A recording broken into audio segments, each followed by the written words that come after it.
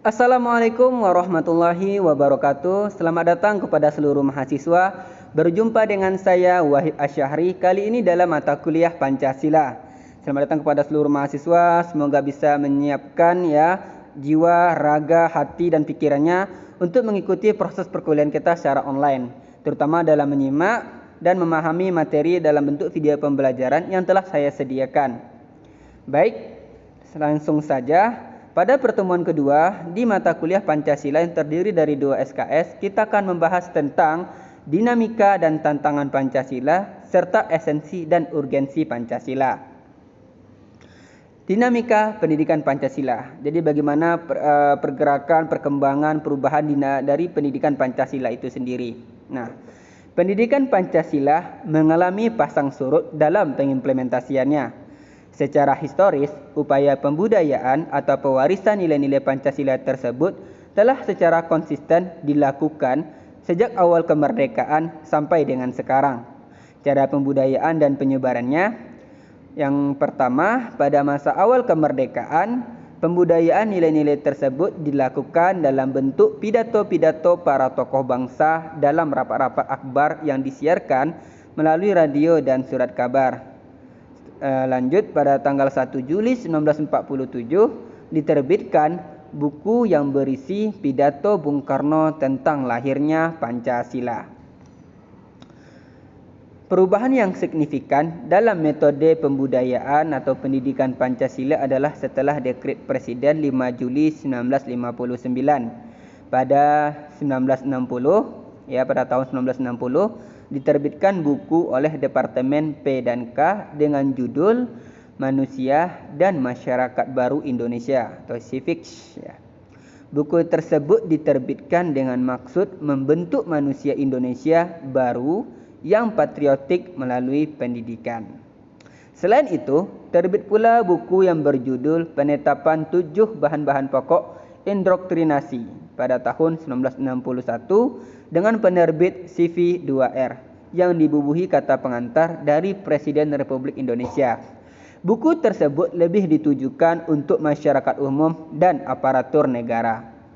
Sejak lahirnya Ketetapan MPR RI nomor 2/MPR/1978 tentang pedoman penghayatan dan pengamalan Pancasila atau dalam kurung P4 atau Eka Prasetya Pancakarsa. Nah, P4 tersebut kemudian menjadi salah satu sumber pokok materi pendidikan Pancasila. Diperkuat dengan TAP MPR RI nomor 2/MPR/1988 tentang GBHN yang mencantumkan bahwa pendidikan Pancasila termasuk pendidikan pedoman penghayatan dan pengamalan Pancasila. Dalam rangka menyempurnakan perkuliahan pendidikan Pancasila yang digolongkan dalam mata kuliah dasar umum di perguruan tinggi, Dirjen Dikti menerbitkan SK nomor 25/Dikti/Kep/1985 tentang penyempurnaan kurikulum inti mata kuliah dasar umum atau MKDU. Nah, dalam era kepemimpinan Presiden Soeharto terbit instruksi Direktur Jenderal Perguruan Tinggi nomor 1 tahun 1967 tentang pedoman penyusunan daftar perkuliahan yang menjadi landasan yuridis bagi keberadaan mata kuliah Pancasila di perguruan tinggi. Keberadaan mata kuliah Pancasila semakin kokoh dengan berlakunya Undang-Undang Republik Indonesia nomor 2 tahun 1989 tentang Sistem Pendidikan Nasional yang pada pasal 39 ditentukan bahwa kurikulum pendidikan tinggi harus memuat mata kuliah pendidikan Pancasila. Kemudian, terbit peraturan pelaksanaan dari ketentuan yuridis tersebut, yaitu khususnya pada pasal 13 ayat 2 Peraturan Pemerintah Republik Indonesia nomor 60 tahun 1999 tentang pendidikan tinggi junto pasal 1 SK Dirjen Dikti nomor 467/Dikti/Kep/1999 yang substansinya menentukan bahwa mata kuliah pendidikan Pancasila adalah mata kuliah yang wajib ditempuh oleh seluruh mahasiswa baik program diploma maupun program sarjana. Pada tahun 2000, Dirjen Dikti mengeluarkan kebijakan yang memperkokoh keberadaan dan penyempurnaan penyelenggaraan mata kuliah pendidikan Pancasila, yaitu yang pertama SK Dirjen Dikti nomor 232/U/2000 tentang pedoman penyusunan kurikulum pendidikan tinggi. Yang kedua, SK Dirjen Dikti nomor 265/Dikti/2000 tentang penyempurnaan kurikulum inti mata kuliah pengembangan kepribadian atau MKPK. Selanjutnya, SK Dirjen Dikti nomor 38/Dikti/Kep/2002 tentang rambu-rambu pelaksanaan kelompok mata kuliah pengembangan kepribadian di perguruan tinggi. Seiring dengan terjadinya peristiwa reformasi pada tahun 1998, lahirlah ketetapan MPR nomor 18/MPR/1998 tentang pencabutan ketetapan MPR nomor 2/MPR/1978 tentang pedoman penghayatan dan pengamalan Pancasila atau Eka Prasetya Pancakarsa. Sejak itu penataran P4 tidak lagi dilaksanakan. Ditetapkannya Undang-Undang Republik Indonesia nomor 20 tahun 2003 kembali mengurangi langkah pembudayaan Pancasila melalui pendidikan.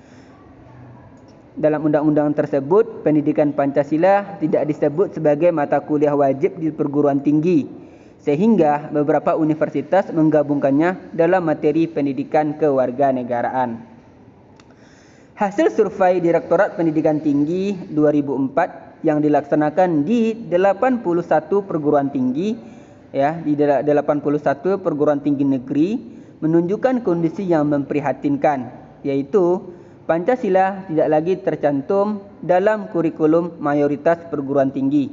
Kenyataan tersebut sangat mengkhawatirkan karena perguruan tinggi merupakan wahana pembinaan calon-calon pemimpin bangsa di kemudian hari.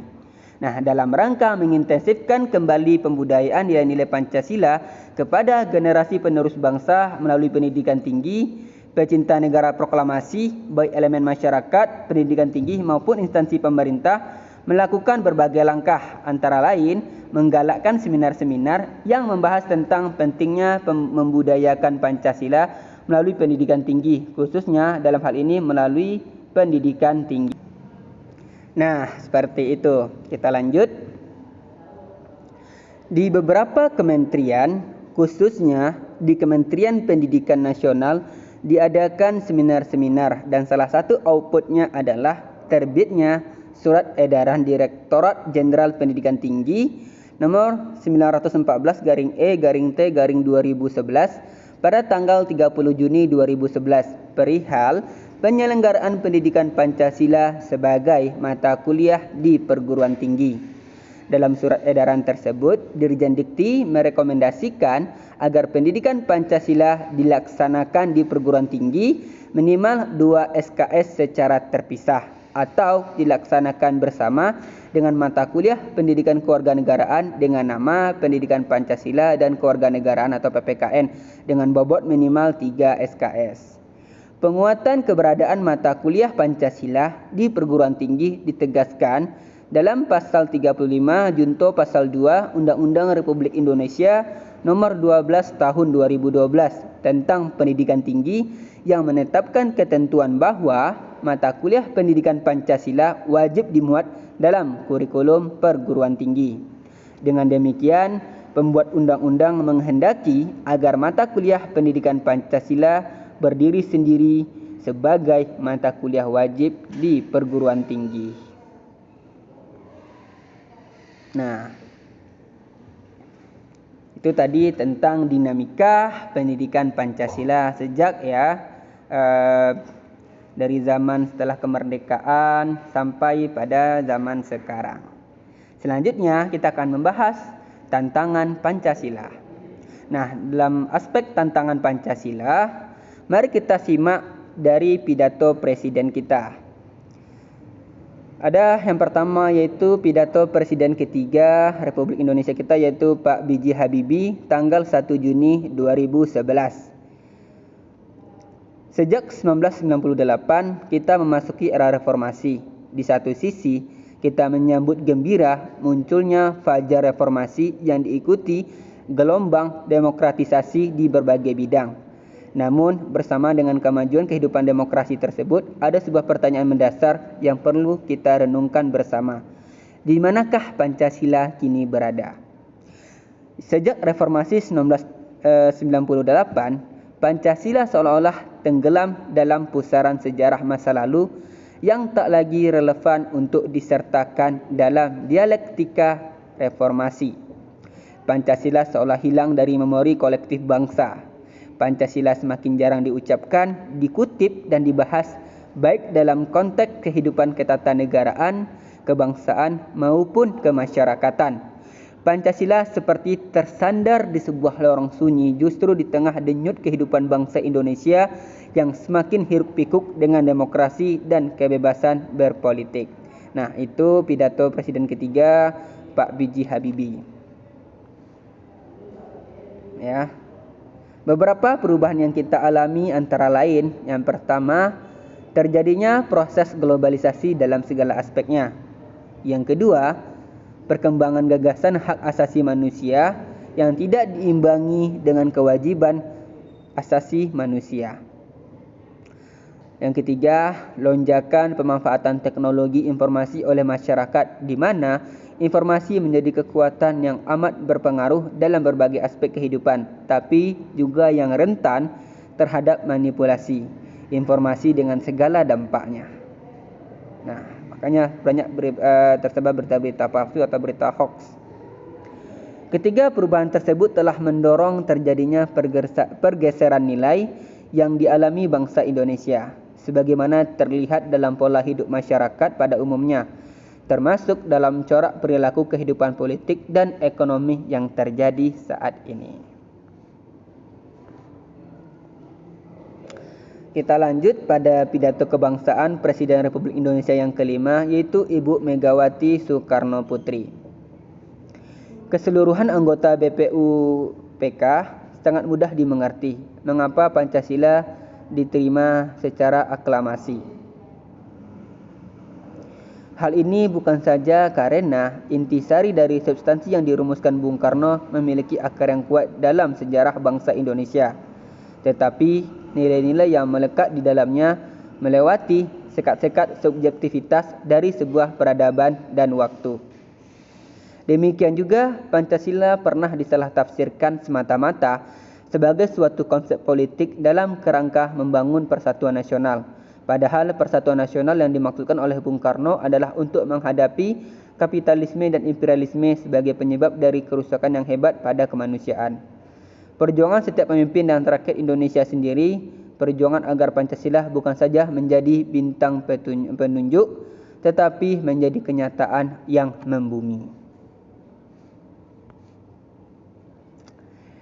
Selanjutnya, pidato Presiden Republik Indonesia yaitu Pak Susilo Bambang Yudhoyono pada tanggal 1 Juni 2011. Akhir-akhir ini saya menangkap kegelisahan dan kecemasan banyak kalangan.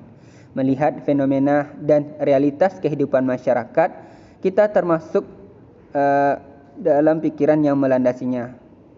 Apa yang terjadi pada tingkat publik kita, ada yang cemas jangan-jangan dalam era reformasi, demokratisasi dan globalisasi ini sebagian kalangan tertarik dan tergoda untuk menganut ideologi lain selain Pancasila.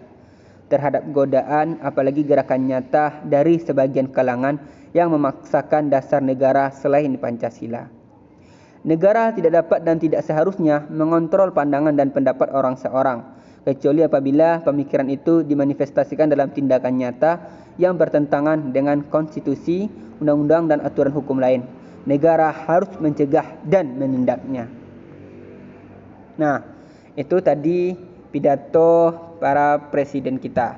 Nah, dari pidato tersebutlah dapat tergambar bagaimana tantangan Pancasila. Nah, untuk lebih baiknya, mari kita simak juga secara langsung pidato tentang tantangan Pancasila kita oleh Pak Presiden Jokowi. Nah, mari kita simak. Pemirsa, Badan Pembinaan Ideologi Pancasila menggelar acara peringatan Hari Lahir Pancasila dalam masa pandemi COVID-19. Presiden RI Joko Widodo selaku Inspektur Upacara hadir secara langsung di tempat upacara, yaitu di Istana Bogor. Hadir pula Ketua MPR RI di Gedung MPR RI yang membacakan teks Pancasila. Sementara Ketua DPR RI juga diketahui membacakan naskah pembukaan Undang-Undang Dasar Negara Republik Indonesia tahun 1945 dari kediamannya. Peringatan Hari Lahir Pancasila ini berlangsung di tingkat pusat dan daerah, serta kantor perwakilan RI di luar negeri yang dilaksanakan secara virtual kombinasi. Peringatan Hari Lahir Pancasila di tahun ini mengambil tema Pancasila dalam tindakan, bersatu untuk Indonesia tangguh. Dalam upacara ini, Jokowi ingatkan bahaya ideologi transnasional.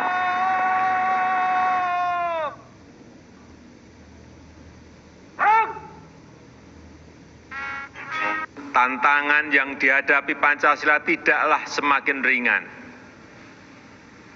Globalisasi dan interaksi antar belahan dunia tidak serta-merta meningkatkan kesamaan pandangan dan kebersamaan.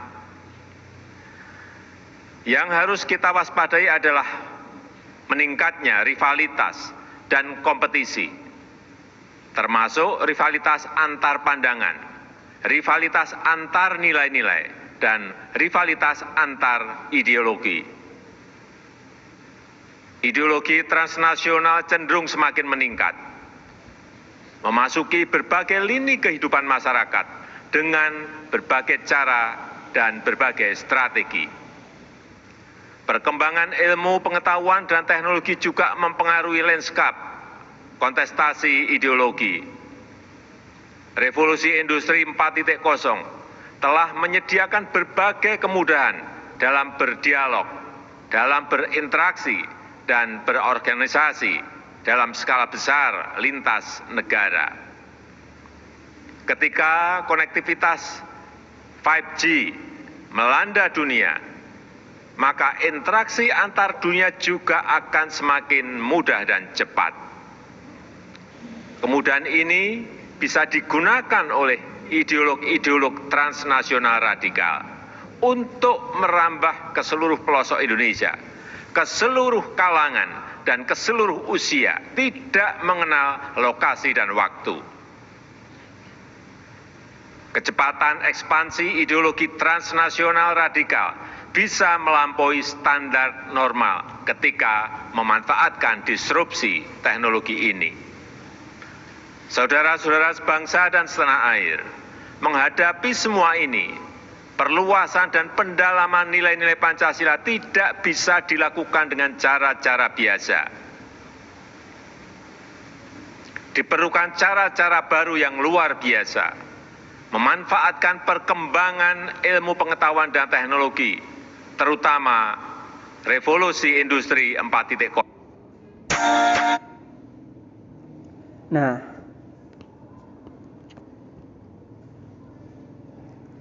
Nah, itu tadi pidato Presiden kita Bapak Jokowi Widodo tentang tantangan Pancasila.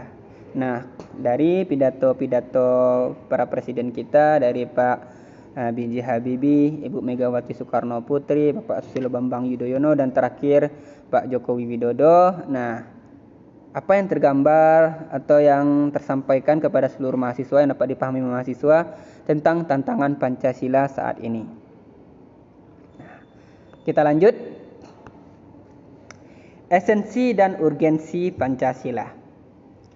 Pendekatan pembelajaran yang direkomendasikan dalam mata kuliah pendidikan Pancasila adalah pendekatan pembelajaran yang berpusat kepada mahasiswa atau student-centered learning untuk memahami dan menghayati nilai-nilai Pancasila baik sebagai etika, filsafat negara maupun ideologi bangsa secara saintifik. Dengan harapan nilai-nilai Pancasila akan terinternalisasi sehingga menjadi guiding principles atau kaidah penuntun bagi mahasiswa dalam mengembangkan jiwa profesionalismenya sesuai dengan jurusan atau program studi masing-masing. Implikasi dari pendidikan Pancasila tersebut adalah agar mahasiswa dapat menjadi insan profesional yang berjiwa Pancasila dalam kehidupan bermasyarakat dan bernegara.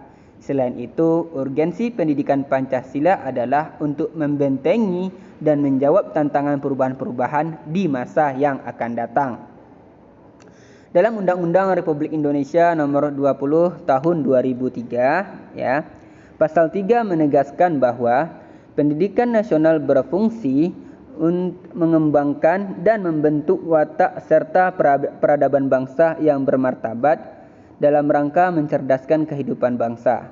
Bertujuan untuk berkembangnya potensi peserta didik agar menjadi manusia yang beriman dan bertakwa kepada Tuhan Yang Maha Esa, berakhlak mulia, sehat, berilmu, cakap, kreatif, mandiri, dan menjadi warga negara yang demokratis serta bertanggung jawab. Setiap warga negara sesuai dengan kemampuan dan tingkat pendidikannya, harus memiliki pengetahuan, pemahaman, penghayatan, penghargaan, komitmen, dan pola pengamalan Pancasila. Lebih-lebih para mahasiswa yang notabene merupakan calon-calon pemegang tongkat estafet kepemimpinan bangsa harus memiliki penghayatan terhadap nilai-nilai Pancasila karena akan menentukan eksistensi bangsa ke depan. Urgensi pendidikan Pancasila di perguruan tinggi ini berlaku untuk semua jurusan atau program studi. Sebab nasib bangsa tidak hanya ditentukan oleh segelintir profesi yang dihasilkan oleh sekelompok jurusan atau program studi saja, tetapi juga merupakan tanggung jawab semua bidang atau semua keilmuan. Contoh urgensi pendidikan Pancasila bagi suatu program studi, misalnya yang berkaitan dengan tugas menyusun atau membentuk peraturan perundang-undangan. Orang yang bertugas untuk melaksanakan hal tersebut harus mempunyai pengetahuan, pengertian, pemahaman, penghargaan, komitmen, penghayatan, dan pola pengamalan yang lebih baik daripada warga negara yang lain, karena merekalah yang akan menentukan meresap atau tidaknya nilai-nilai Pancasila ke dalam peraturan perundang-undangan yang disusun atau dibentuknya. Contoh lainnya, lulusan atau output dari program studi energi di kemudian hari akan menentukan kebijakan tentang eksplorasi, eksploitasi, industrialisasi, dan distribusi energi dijalankan. Begitu pula dengan lulusan atau output dari program studi perpajakan yang akan menjadi pegawai pajak maupun bekerja di bidang perpajakan. Mahasiswa lulusan prodi perpajakan dituntut memiliki kejujuran dan komitmen sehingga dapat memberikan kontribusi terhadap pelaksanaan kewajiban perpajakan tempat bekerja secara baik dan benar. Demikian pula halnya bahwa keberadaan pendidikan Pancasila merupakan suatu yang esensial bagi program studi di perguruan tinggi. Oleh karena itu, menjadi suatu kewajaran bahkan seharusnya Pancasila disebarluaskan secara masif, antara lain melalui mata kuliah pendidikan Pancasila di perguruan tinggi. Rianto tahun 2009 halaman 4 menyatakan bahwa pendidikan Pancasila di perguruan tinggi merupakan suatu keniscayaan karena mahasiswa sebagai agen perubahan dan intelektual muda yang di masa yang akan datang akan menjadi inti pembangunan dan pemegang estafet kepemimpinan bangsa dalam setiap tingkatan lembaga-lembaga negara, badan-badan negara, lembaga daerah, lembaga infrastruktur politik, lembaga-lembaga bisnis, dan sebagainya. Pemahaman nilai-nilai Pancasila di kalangan mahasiswa amat penting tanpa membedakan pilihan profesinya di masa yang akan datang, baik yang akan berprofesi sebagai pengusaha atau entrepreneur, pegawai swasta, pegawai pemerintah, dan sebagainya. Semua lapisan masyarakat memiliki peran amat menentukan terhadap eksistensi dan kejayaan bangsa di masa depan.